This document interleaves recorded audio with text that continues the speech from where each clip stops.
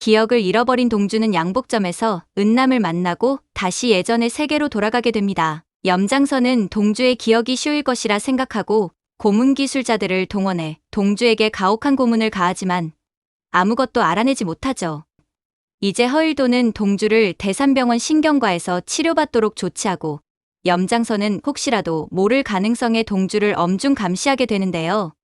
자신을 죽인 이가 있는 세계로 다시 돌아온 동주. 아무도 믿을 수 없는 상황 속에서 하나하나 퍼즐을 맞춰가기 시작합니다.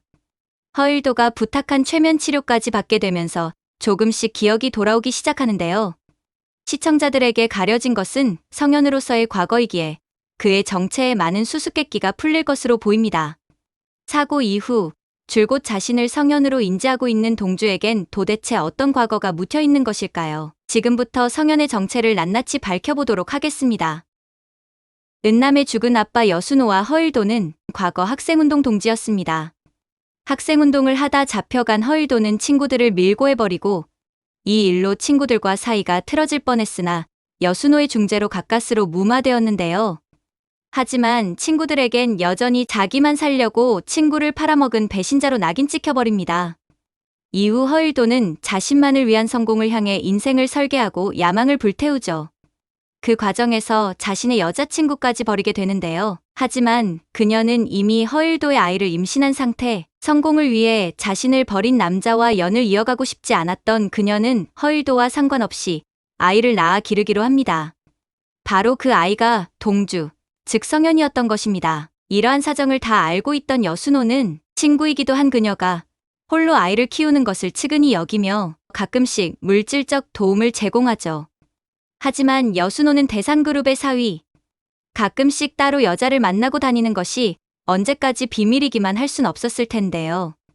사위의 움직임을 수상하게 여긴 차강천은 둘의 사이를 불륜으로 오해했을 수도 있을 것 같습니다.